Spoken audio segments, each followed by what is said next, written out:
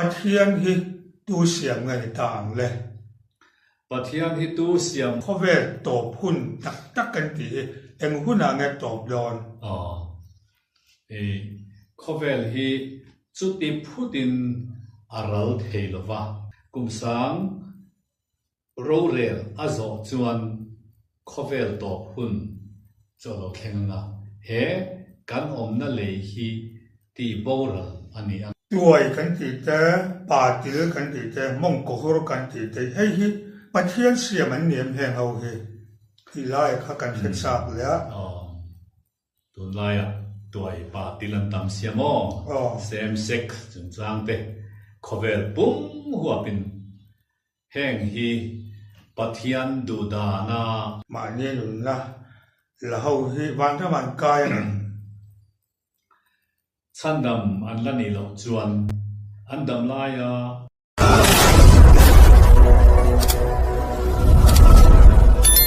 tuai kan ti te mong ko hor te le pa til kan ti nei in ang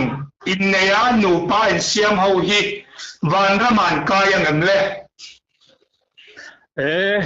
lali suwa ringa an pian thar phot chuan thandam an ni ve theyang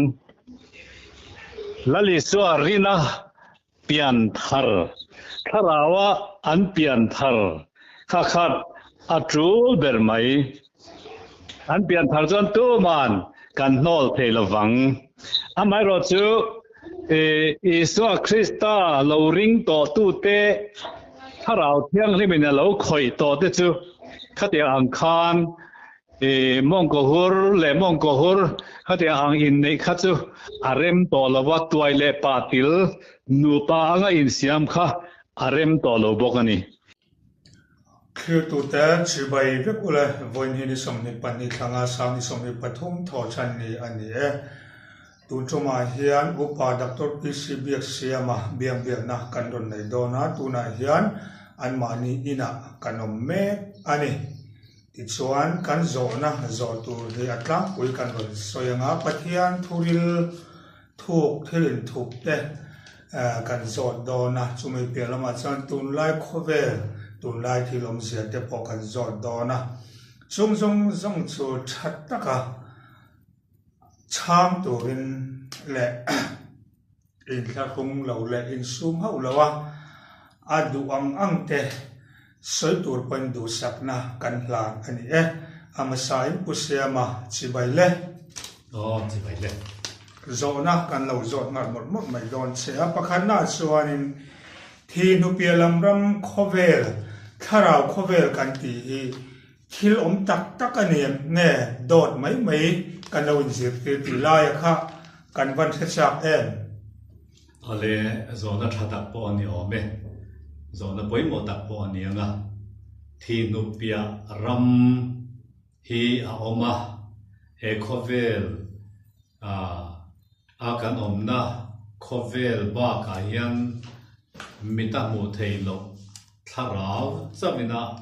amu thei tharau te khovel a oma ti chuan he khovel kan om lai chuan he ti sanun rigot hi kan man ania amaro chu mihring te hianin tharau kan neya ti chuan chu tharau chuan ani kan nun po hi min control ma ani kan mu theilo maro chu ka kut aron ti ta ni ka ron ti tu om ta ka beng ka nar nei tu chana chang ani chung lama tangin chu wangin chu tharau ke mania om chu tharau khovel chen tu ani tharau khovel a cheng theya kan thi hian tharau khovel alut ti na ni dot thu le phua chap thu ni lovin atak taka thil thleng me ani chu van hi chu Bible point as soi chianga kan hre chiang em tur ni in alange zona panina Pathian le setana hi he universe Kovela hian an nge ani ti engtin nge kan hriat theiang ke ni minor pui hian kan hriat theina poimo ber chu Bible ania Bible hi pathian mi zia pathian om zia in puan chuana lekha bu poimo le chiang ber lu ber ania chu Bible a nge chuan setana hi engang mi nge engtianga lo zi chuak nge tipo Bible vek hi kan chia theina kan mu theina ni aba chu information om tho theya a chiang talawani chu wangin setana le pathian le setana hi ataka om nge ania ti chuan chumi chanchin zir tur chuan he kan Bible hi a fin fia na ani tin mi hring mi zia a po hian a fia na om thei boka pathianina a control mi hring tharau thiang limina control mi hring chu anung changpo a tha a setana control na tharau sual te na an control mi hring ero chu an zia kha a bollo em big ani a chu wang chuan soitur tam tak om theiang eng po ni sela pathian oma setana om boka chung chanchin soina chiang ber chu Bible hi ani ole afia thokat afia viam le afia chiang le mai ti chuan zo na dang pathian hi tu siam ngai tang le pathian hi tu siam ma ani ran lo pathian siam tu po om lova pathian chu eng tiang taka lo om nge siam mani nge ti kha Bible soi pia lamania mi ring fin na poina chut thei pia ram ani boka chu wangina tira tangin pathian chu tu na hian ani danangin alo om sa a chatuan mi ani siam ani lova siam tu po anon heklo ti hi thil chiam takani ti kha ka han chan na ti ta sila thange ani chuan van ram le mei dil kan ti hi thil om tak takaniem van ram le shem muna om tak em ti ania van ram oma pathian mi te chen na angel te om na ania ten pathian thu oi du lo te diabola le atir ko te om na shem mun mei dil om bokani hei hi Bible in chiang takin asoya thuthung hluin asoya thuthung tharin asoi boka chuwang chuan Christian kania Bible hi karingani chuan shem mun le van rama omani ti Bible in asoi hi kan oi vek turani rin lem tur om reng lo ti hi chiang dewa han soi kan tu ani ole zo na dang isua hi tuna hian sang ni som ni pathum kumania tuna tanga kumen za ka nge ami thiang him te lor tura lo kalang le hei hi soi the dang kong mem o enge ma ti ole zona poimo tak bokania mithiang lim te lor turin isua hi a local le don ania tin Bible in soidana chuan kan hriat dan tlang puya chuan isua hi a local le don isua poin Bible atang nge khanin isua nge in a local le tur thu hi azir tir te ne na acha dia ba ti chuan vana lon ta kha ani a maro chu zirtir na mumal zo ka kan hriat theina tur chuan Isua Krista hi a local le don a local le dan tur chu thok khat na le tho ni nai na local don kan soi theina chan chu a thok khat na chuan a mithiang limte he leya ko ran tina ama ring tu piang thar te hi aron lor masadona chu mithiang lim lor antia amo thiang lim te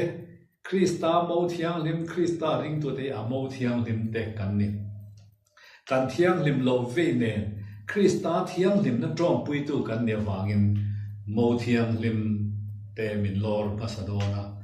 ti chuan in boruak a choleng a vana hruai chavin chumin nuwa chuan vana tangin ro pui ra thla ka in thuamin mi zong mu thei turin hele a ro rel turin a local don ani a chu Krista local le na masa zo mi thiang lim lor tura local hi zana ru a local ang deu ania ron thok phut turani chu hun chu a nai to hle maya kan Bible po hianin Yesu Krista local le a nai to zia local tura kan ngai to lo nuwa emo kan in rin lo lai takin a local don ani khovel mi de chon a local don lok lo antia tin ring tu tam tak point local don lok lo ate kan ngai ni ama ro chu ama soi ang nge ya a local le thuai don ani ti hi kan oi ani chuan Krista local le hun ami thiang nim lor tura a local le hun hi a hla to lo wani a hun chia ero chu kan soi thei lova a kumbi point kan soi thei lova mitam takin chumi kuma chuan chumi thla chuan chu mi tarik nia chuan local don an lo ti thina maro chu lo dik lo zela an lo mual pho pui thina ni chu wangin a local hi nai to a hun le a mun ero chu min hril tel lo chu vai min hril tel chin chia kan oyanga min hril tel lo thenga soi tur po kan ni love ole alo pome ti chuanin missing te kan thi hianin a then chu vana ka tu te then chu mei di la kal tu te kan ni heta tak hianin tin nge ni chi na kan soi tharau khovela khanin tin nge pathian hne na an kal nga nge mei di lan kal nga leng te tharau hin tin nge om kan thi che hian ole nia hi mi then khat chuanin mi an thi hian an tharau hi khoilai thengringa mo om tura ten ngai maro chu tiang ang thengreng mun chu om lovin pathian thu hianin mun ni tharau te chena tur mun ni asoya ring tu te tharau chandam fa te tharau chu vanrama lalpa ne na a cheng do na ni amai ro chu ring lo mi te le piang thar ve lo te chandam na chang ve lo te ro chu shem muna ankal don ani chu kan chian em angai kan Bible hianin a soi chiang khop mai boka chu wang chuanin mi then khatin van ram le ram munin kara thengreng khoilai mo nge ni om anga an soi na hi hi chu thu dik kan lo Bible zir ti na po ani lo wa chu wangin tu te mo zir ti na ko ran zir ti na ka kan wa soi chia ni chuang lovin kan Bible zir ti na hi hre tam mai la chiang tam mai la to ome chu mi ba kan soi chuan tu te mo Paul zir ti na kan wa soi che te langa min lo lom lo box ya chu mi theng lo tal chuanin Bible na soi chin hi chiang to ka ngai tam mai la tho me ole along le mai ti chuan zo na dang tu na kan chena le lung khovel pum pui hi en ti ka ral vek tu en ti ka top tu nge khovel top hun tak kan ti em hun a nge top don khovel hi chu ti phutin aral theilowa then khat phe chuanin chatuana om turang te poina lo ngai ama ro chu Bible hianin lele van aralanga ka thuero chu aral lawanga tia bangin lele van he universe hi ala om tran nia nia om lo hun anei don ani ti khani a toy zongin khovel hun to om dan pathian in a program siam oma ama saberin chu program in tran na chu mithiang lim lor ain tran mithiang lim to na piang thar ho zong he lor a lor duaka a lor bang khove la chuan sakol alo chuaka kum sari chu ro re lang tribulation an ti sheom na hun om do na ni amaro chu tribulation huna po chuan ring tu te tu na piang thar lo te hian Isua lorin le theina ala om don ani achan chu wana tangin rongbol tu ro puita tak an lo chuk thak don awangin chu mi te chu sakolina ati du da tur te an ni a ti chuan chu sakol ro rel ti top tur chuan kum sari chung ro a rel zo Isua Krista hi khovela nungdam ama nam than Israel tele sakol ro rel chunga martar thi bang Christian te ron chan chuak turin Isua Krista second coming hello thlengdon ani chuta chuanin mithiang nim lor te kha van mi puisi nga telin Isua tunga ron zui veang ti chuan Isua hi engwanga local tur nge ro rel turin kum sang khat chung ro aron rel don kum sang ro rel azo chuan khovel top hun cholo khenga he kan omna le hi ti boral ani anga ro rel na tu nung ring lo mi te nan ma chonanga chu chu thupuan pung som ni chang so pakhatin asoi lal thut pha van ma ro rel na hi ani do na chu ro rel zo a chuan khata chandam lo fa zong chu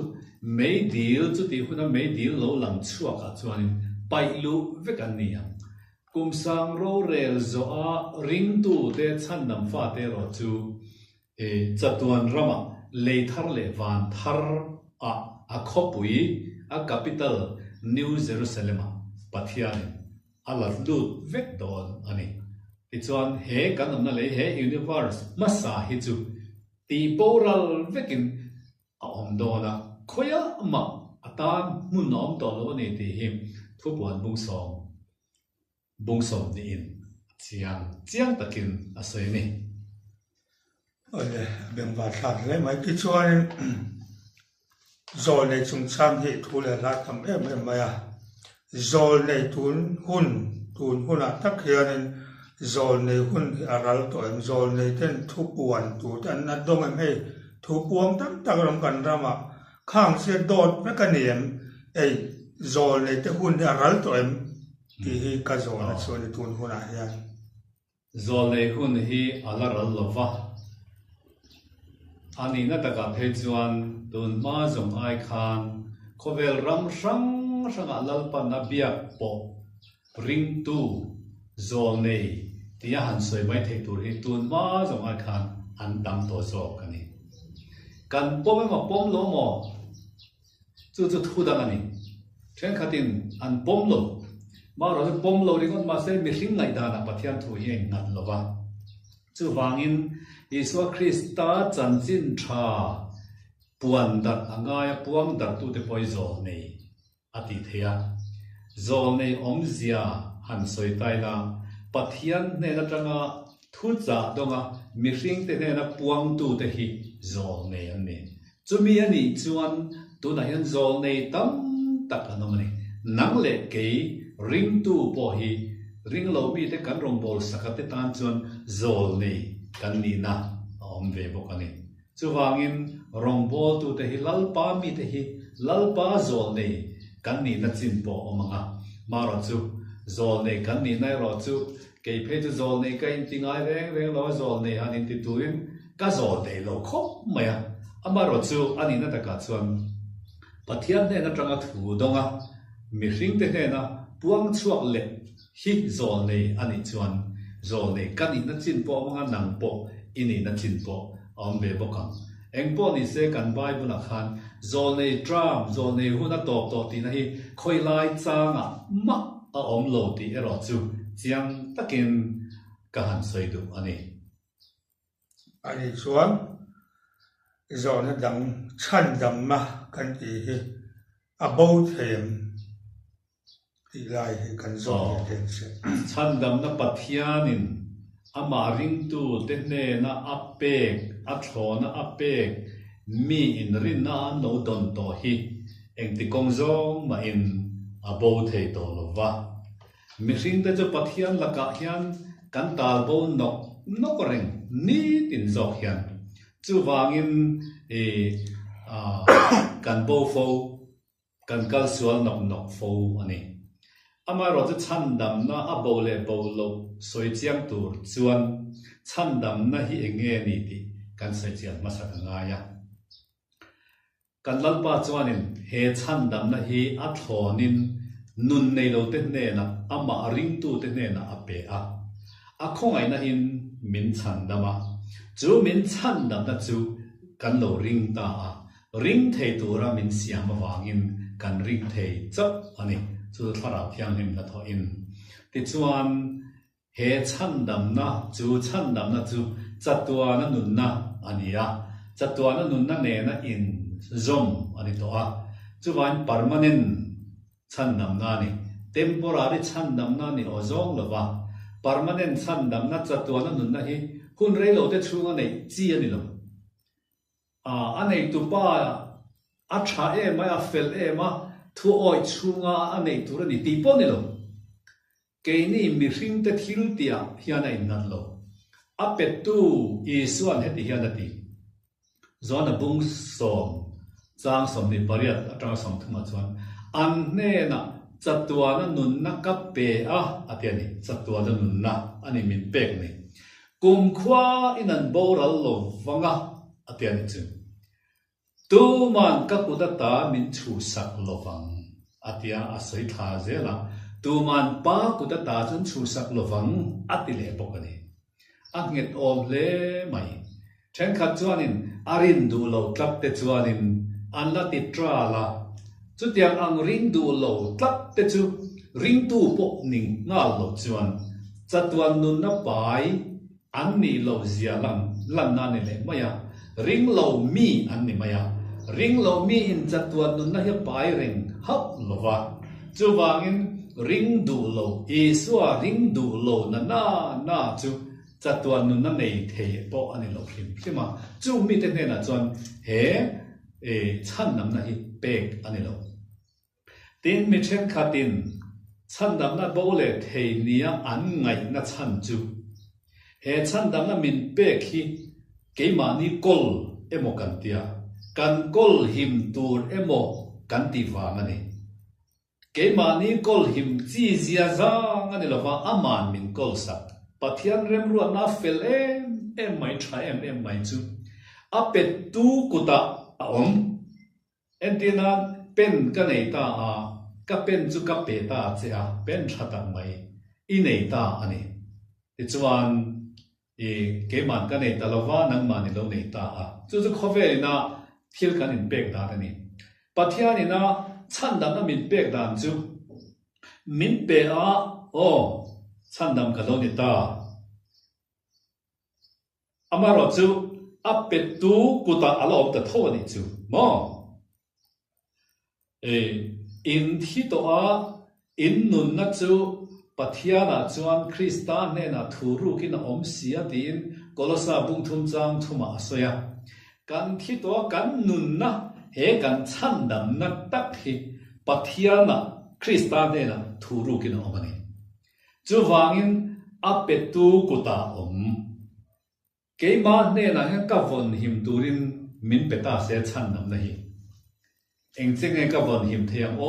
kum khat chu soi lo thla khat po ka vong him thei lo mai thei ni kar khat po review mai thei ni setana hian na thil te thei na powerful power ran chua sela ka tha duai mai thei ni chu wangin ti bo thei zong ti bo tu ne na hian chan dam na hi pathian thil pek luber mai hi kan kuta ring lo tu ring tu chak lo tak mai ina avon him trang turin aperen reng lo ani ti kha kan chia nga ya tin min zona karin lo takin min zota karil ruwa zong te theology le zo te theology om tlat mai zong te theology an ti chu zong te chu apui hi thingzara te aban vela in ham tang vela khana kalkong khan anh nấu để chú apui dula khana in ham tam ta trang mai ni nakina phe chuanin aba na kham lu tuk thea thingzan tang khan ban kham lu tuk khan apui kha vuan nge the to lovin atla hum fo ni mun khata pune kan online kan office ko ta po bung zar tangin zo te kha atla mani chu mi ring ina kan rin na kan ti trang thei chung chu chan dam nia kan ti thei lo china kan chan dam na kha tlata dop mai bo ral le ta mai bo le dai anga ngai dan chu tiang ang deu chu lo ni ama ro chu pathian in min chan dam ve dan ero chu min hum him dan ero chu zo te theology ne nan te khin ta chuan zo te chuanin zo te pui hianin no te anein akal som du chuan ano te kha hei aring vela hianin ase tang vo akal pui mai ni chu wangin zo te kha tang ve lem lo ti khanin om ve mai maya apui na thla lo azirin om na kha om dan kha himina him lo the ni chu tiang chon ani pathian hianin ama chandam na hi avong him theya tu ma chu sakrol lo ani ti kha asoi chiang ani chu wang chuan hei hi chu in nianan po kan man ani po in chandam na hi ikuta nge om ivon him turin ikuta nge om pathian in avon him sakche bible chuan chiang takin min chandam na hi aman min kolsak min von him sak tharau thiang le min char nge that sak lawani lalpani thlengin atiani ora zona dam pathian hiarin sual ngai dam thei lo aneim nei lo ti to maya anei lo ve eng pok angai dam du min krista min ngai dam fek to chu ngai dam na ero chu chen khatinan changa chen khatinan changlo ten chen khatinan nial antar ngai dam ngai em po allo in ngai lo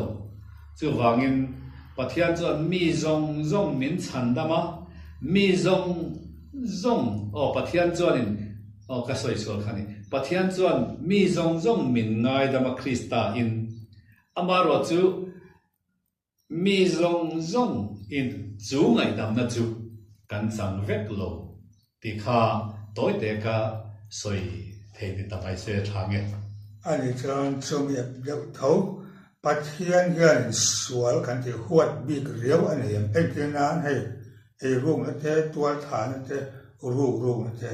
tual than te so lian deuh ra pong sual kha te ban lian deuh re ka rung ate rung kan tiang se ka khan huat bik riau aneim suala kan sual thina khop sual oma sual te nau om ve boka entinan hode te ka han ti sual he sual chu ni vek tho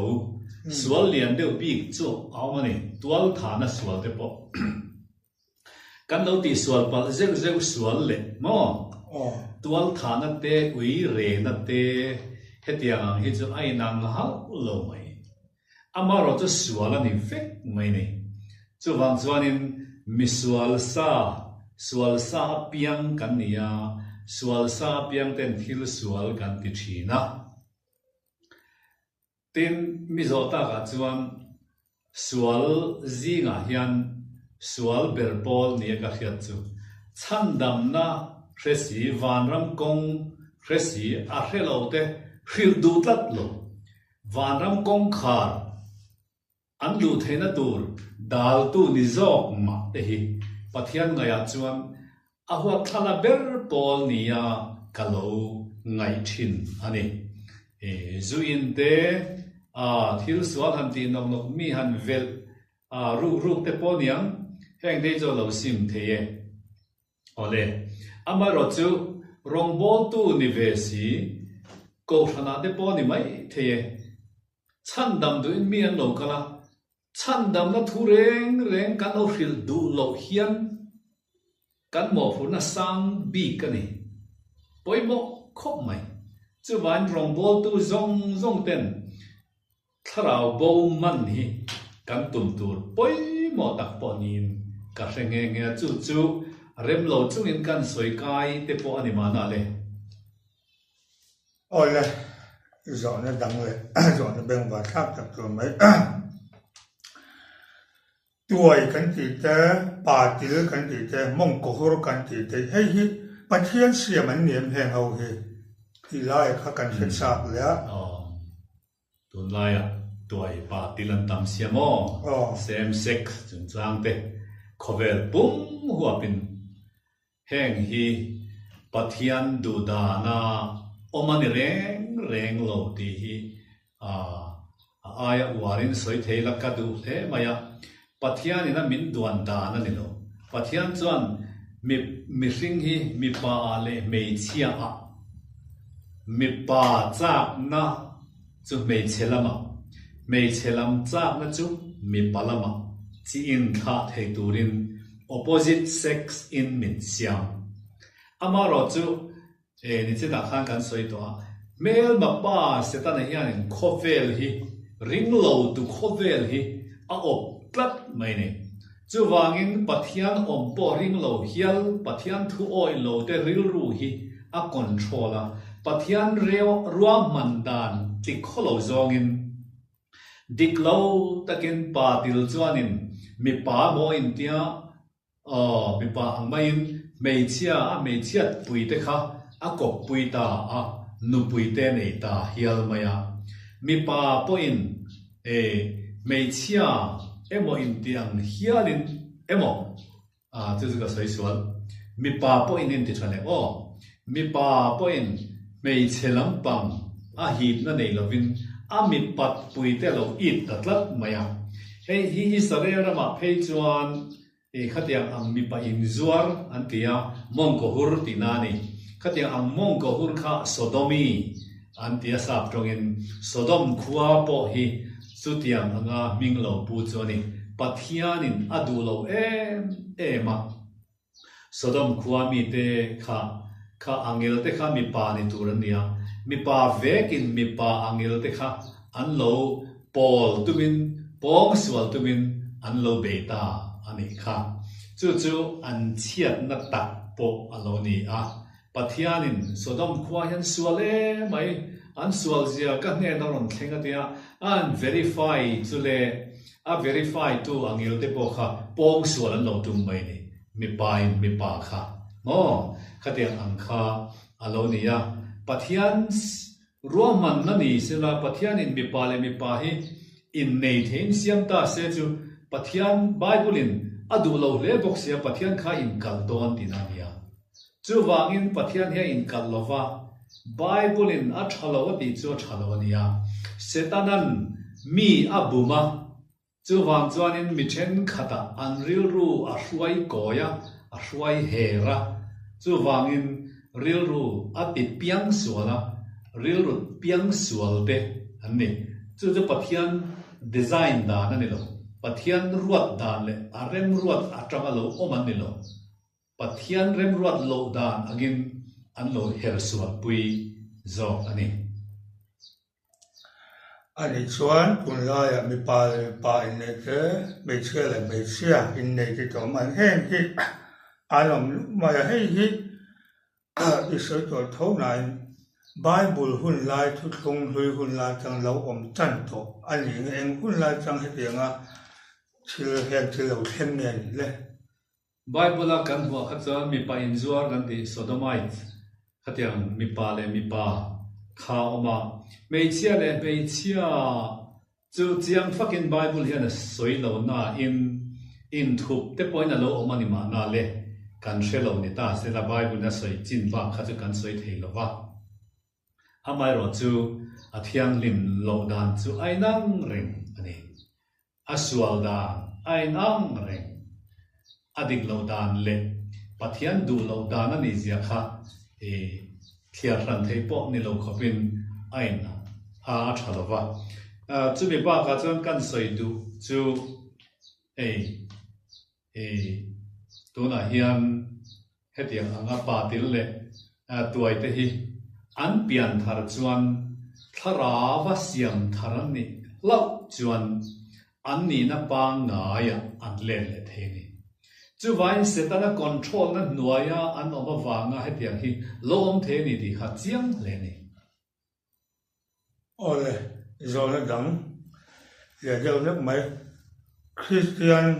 sung ko jing mi nau te ma la sa thiam lo nau te thi kan riang si te hi wan tha man ka yang en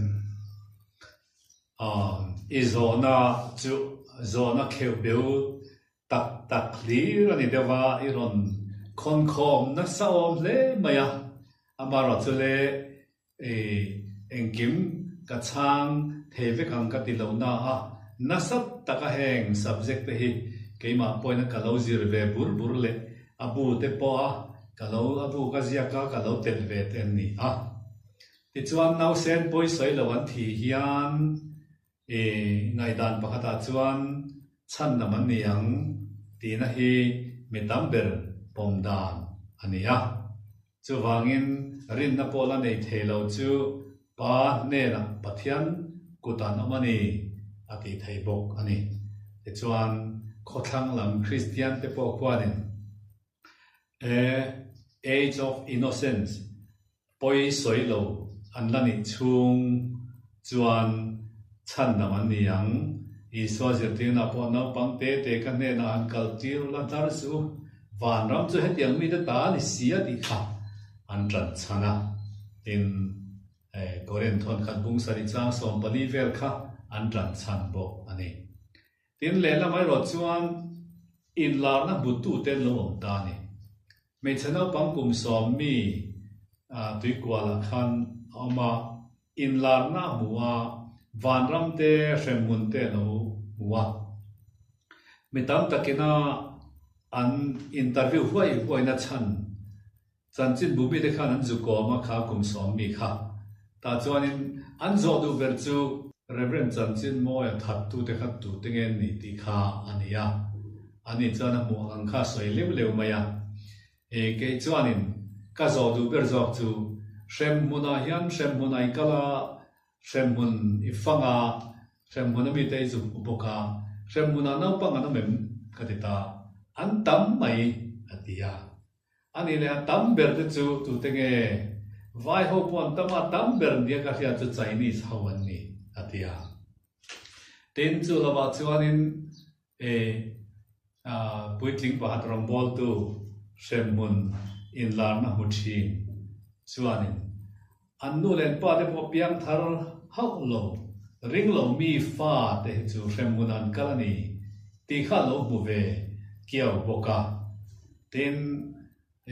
thu soi tu speaker pakhat soi dana chuan thingtlang kho pakhata hian nau pang kum thum mi a thia ta chuanin a thi don chuanin ngatinge kanu I suat chanchi te mi lo hrin lo tin asa ti chungin aliam thata von mai tia soi boka chu wangin nau pang te hi chandam nau pan lai thi te chandam an niang nge ni lawang ti chungchang a hian karil ru hi phir ang te point no mani ring lo mi te chu ram huai be mi ten nia na wan ne te hianin ram huai ne na ten hlan thin ani chu wangin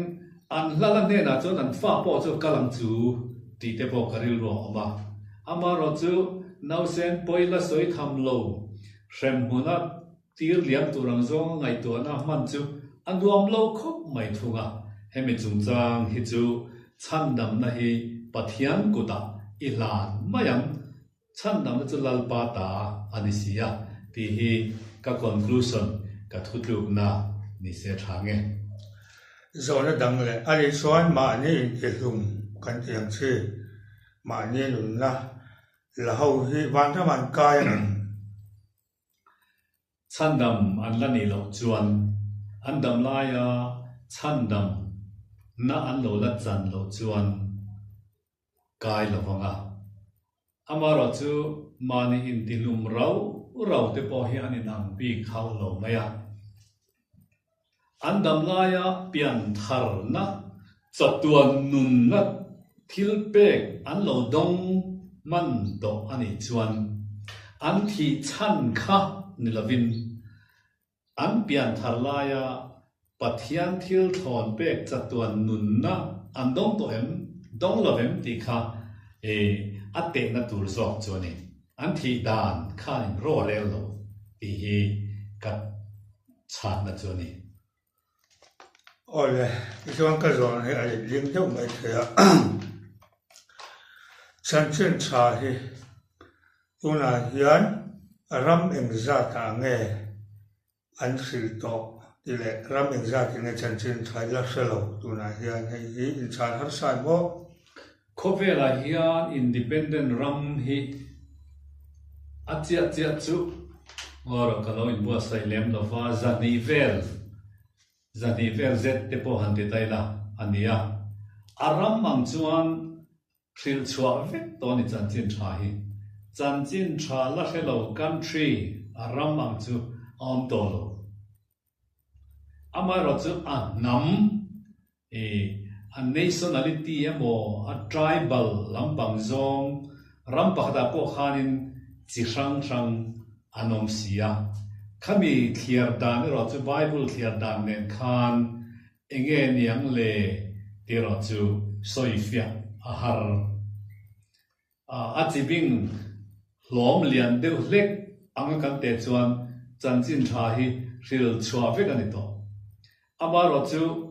ril chua vek kha chan khovel to phun ani box si chuanin khovel tu na la to box si lova an la ril chuak lova nia chibing thiar dan kha a sin deuh te poni mana le ole zona dang beng wa sa he mai bible version sang om zinga hian a eng ber hi nge ile lin le khalai kha min sei zau sak mo nia bible version chi sang a oma sap trong phei chuan an le link nem khop maya tuna list kanei po hi zani chuang dai ani ti chuan alapung zel boka chung bible sang le in sang zinga chuan King James Bible sangkha zaruk som pakhat kuma an chua kha le linan ka panga a chan chu a kim bera tin tun kum zabi som pakwa som ni na chunga khovel ram tin a chan chin tha puan dat na na an man pathianin na sa ta mala som a tharau ber ange anti te po ani nge a chuwangin khovel Christian ten an pom tlan ber an man tangkai ber rin tlak ber an ngai chu King James Bible hiania tuna chuan chu King James Bible chu mizo tongin kan lo nei ve ta ani pathian chu fakin om lo se amen alom he mai le kha bu ziak la mai khau rim he rin kan lo khia mi zo ke tan hian lu ngoi kan ti lo thei lo wa chumi pia la ma chuanin ziak nang ma pu la le kha bu ziak hi inga to bok hlen kan khia kham the kha han soi zau kha la rem bueng za che nge min zia sak zia nei to or som nga ting don to nga som li paruk li sarivel te poni mai the ei nak tip lo ka hian Israel lam chanchin ziana bu a chuak don boka som nga don lai kalau pathian zara kalau ziak be ta ani tin bultan na chuan Bible le science ti ka manga then kha chu volume 2 te po ka ziak nuala ka le kha bu ziak a hian pathian thu lam hril fian na lam pang deu le pathian thu zir bing na lam pang thil te alonia tharau thiang lim ti te Bible code yang te tin tharau thiang lim anathole amizia kan tia tin kong sang bu sang sang ka han ziak ben wala science le pathian thu in light sin na lampang thil te ani deve ka han zia chuanin le khabu hi bus le khabu hi bu sang sang bu som nga don lai ka lo ziak beta ama sabera ka ziak kha bible le science ania science subject hi katui pui ma ti chuanin bible code ti te bible le science volume 1 le volume 2 ka ziaka ten chu lawa chon genesis le science ti ang te tharau thiang lim amizia le anatho ti ang vel te le bible lampang hoizong silfiana te azir bing na ang chi te atlam pui chuan ani deve chung hau chu khoi angai le khen om chu la hian tuna hian attend to synod book room ate omanga OM books ate baptist book room ate tin bara bazar phe khian LP bookstore lian chui bookstore ti vel king a khian kada ve nual boka tin mun rang ranga claim te a lo sat pol anam bo ani chuan isoi tho deuh to na in chin khan tun na ya le kabutlam za thar to inei ni te khan in soi kha chiang deuh chip cha deuh zo khan soi kha remem ale rem thove kan han tlau zan ma poina chan chin a hi lo tar lam chu aswal lova Israel rama khwan tour guide in khwal zinte kai shwain voinga kalokal veta ten Israel lam hi mizoten kan ngai ven ema ti chuan ram fan chan chin te chu abu te point kan lo chwa ve nok thina tu tuma hian Israel a history ma sang atanga tun lai thlengin khovel ram sang no taran om dan te ti du da anom dan te Christian te point an lo thin dan te Hitleran maktadwai ruklai mai lo suat rem vek dan te amaro chu pathian shwai na wang liawa kum sang ni don lai nuwa an mani rama nge mai independent ram an lo ker swale theidan thumak tak te tina poima taka chuan arab ho te ne na an in do dan tunga lai an in do to chuan tuna phei chuan Palestinian Hamas hel ho te ne hianin rocket te pon in sai renga indon na hi top tak thelo re ani chu tiang ang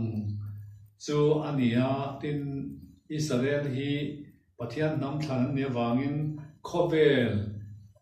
top na hun khulai khwan atheng don ani iswa local le tur po hi Jerusalem chaklang olive tlang a keron ekinga chandan aron mangle don ania tin sakol alolen huna po Israel ram khavron bitum tur ani boka keini vel India ramate keini Mizoram ate chuanin sakol lo chhona po na enge asiper chau kandong don ani abu pui chu Israel rama ani dona ti chuan khang vel Mizo te Israel rama an pem lu chan te enge ni an tin mun ti ang ver te le Israel te hi thil siam thiam ber nam khat ngai to chuanin Judapa thua khia fing bera khovel ti changkang tu an ni zia an tel lama khovel changka na hi bahla tur zia pe khate ang chi sang ziak na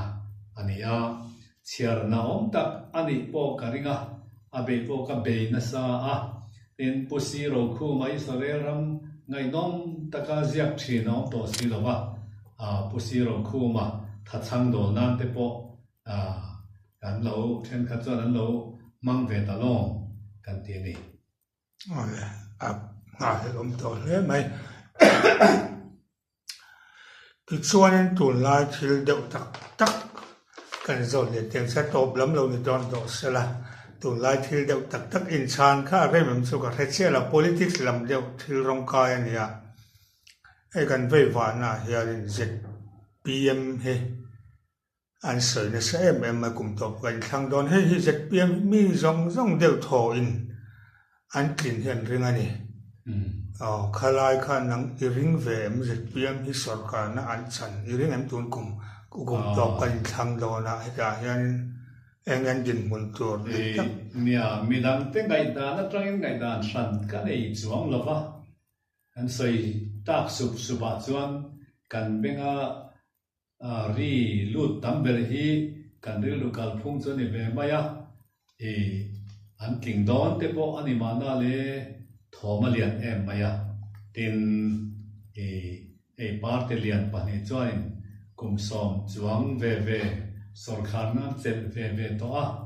an ni hianin an la chel lo boka han chel ve sela thil tha ti an tum na sa boka du sakna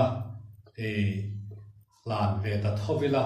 aswal po ka ring chuang lova chuwang chuanin party lian jok to hian tun tum chu an ni hi ikian tong o inti kha an om ve ta le lova politics a hi chuanin chuwang chuan indo na feel la ani ve maya amaro chu an king ngai do na ti ero chu ni chuna ka soyang khan zon nei po kan ni lova chu tiang ang zong in lo soi lok theidin mula chuan ka ding lova mi pui te ngai da nangin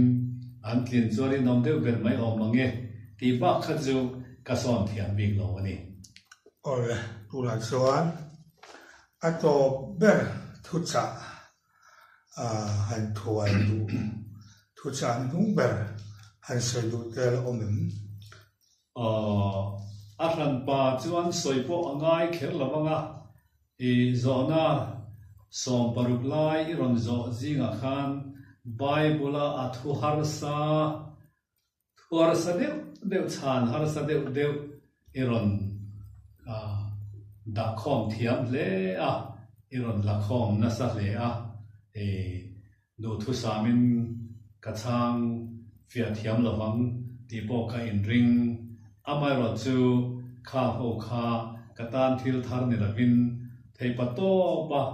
chan adik ber dua kalo zir chian be to na hlom te ania wangi ro chuan khang thu har sa bible le upon lam thil thenga thu har sa zona turin khol khom kha ifak om le ani ti tak zetin thuril tak te thlengin iron dap khoma alomum khom mai ngai thadu te tan po man la thamani ve ka be se tlat ani beng ba thla na chin te po omanga ten tren khat soifia harsa ti te po kha soifia na hrinfia na te po kan han pek ve nial nual kha le khang kha ngai thatu ten pathian thu hi ti tak zeta kan ngai to ve hi hun to ani dik tak chuan pathian ina min pek chan dam na hi kan la du le huam don vek sia enga nge tu na hianin pathian thu hi kan ngai sak vak lo le dik tak chuanin ke po channel thar kan hong ve a pathian thu lam lir chanchin thar ni lavin kan ti ta chu vai mi hi khovel thila thon thulama kan lo peng bo der to mai ni ti hi chiang kuang in ria in kain ria pathian thulam thu tak lama min tu khum cha an chon deu vek to amaro chu ti chung chuan viewer kanga amonga lo ma kain kan lova chu wang chuanin pathian thu puan na rem chang min ngai thatu te kha mi som ni khat le gan ni poin kati zel thong bel ani te katia among pha po ka lo tang ni poin lalpan trul min ti ang hi ti pui zel karil ru ta thoba abai ro chu kha evangelism channel media evangelism channel ka han on te po lo mel riat ve ta ola PC biak siama ite poin han zong thea chuanin a sensational thil ringot pilavin kan nun na chatuan nun na kan nei na tur chungchang hi ka han soya tiktak chuan tun laia pian tharna chungchang part 1 part 2 part 3 te po ka zia o ka chua to a tin shem mun lau om zia part 1 atra part sari thleng ka ti chuak to boka tin chu tiang ang bokin e chandam thamwan om zia te po e ka zia ka Israel chanchin te po ka zia ka kha khan thu hlui thei chuang lo karon zia ka ni chuan hei UVL pianga YouTube channel ngai thatu te in zawa in du sakna ka han tlan bok chewani kalome ole usia ma hun chatak min pe kan lo me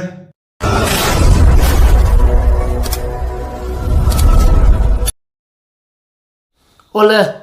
tuna tuanin kap vanlal pianga official channel pubiak siama akomna kanan en jota pubiak siama vanlal siama na azona kha zona poimo tak takania zona om tak tak ponia tuan pubiak siama pon azona pon chat chata athang tuna tuanin achan lo pani khat a a kan lo fiat ve a kan soi sel du la ya chu vanlal pianga interview tu pa in suala yam pathian in huwa bi kan yem ti le sual hi pathian in ngai dam thei lo aneyem ti a zo kha pubiak siama khan a thang fu lo teu nin ka khia suala pathian in huwa bi kan nei le sual liam bi chu nu le pa ring tu nu le pa kan lei pathian mangai lo mu chit ti nom na hi pathian in a huat per sual ania chu lo le a chuan pathian in angai dam thei lo sual chu kharau thiang lim soi chia ta ni bible a po soi tu po pa soi che tu chu ngai dam ani anga fa pa po soi che tu chu ngai dam ani anga kharau thiang lim meu soi che tu chu ngai dam ani lo wang ati ani chu wang kharau thiang lim soi chia ti apoi lu tu kani kharau thiang lim soi chia lo tu tuanin pubiak siama soya ka kan ril ruwa lo lang le chu zol nei chung tanga kan i tu na mi te zol nei kan ni lo zol nei kan ni lo o pathian tir ka te kan ni zol nei hi kan in phua chop mai mai ani pathian in tu ma he khovel mi ring te ak ka zol nei ati lo ka zol nei ati chu Isaiah zol nei Isaiah te thu chung lui ho ami ho Jeremiah te khang tiang zol nei Nathana te ho te khatiang ka pathian ni na zol nei ya ka zol nei ati te ni ya he khovel lan li suai na min than dam nu khovel miking te sual na wang le bo chian na wanga Isua kita fa pa Isua kita Calvary Cross cha kan sual thlana aron thi to nu kan sual aron tlak to nu pathian ngai dam na kan tan to nu mi khing khovela lo omte o mi khing khovela omte ti la tum ama mi te po khovela mi te vek thoan ni ma se tu na mi te ho hi tu thu thung thara mi te hi pathian in ka zol nei te ti tu ma na nei lo achia lo te lalpa chia lo te kan ni mi hing hi zol nei a kan in phua zol nei ya hian kan in ko mai mai ani ti kha kan soi du a ka lai te kha kan complain du ani ole viewer te ka soi nem ta i anin omange like lo te min lo like saka min lo share saka min lo comment saka sub lo te na min lo sub sakro turun kan ngen chawa kan som chawa ni thi tu mi pui song chong te min lo subscribe sak vek turun ka som chawa in khong ai na sang ber ka dil chaw ani in chawa in mutui mang tha bye bye vek kule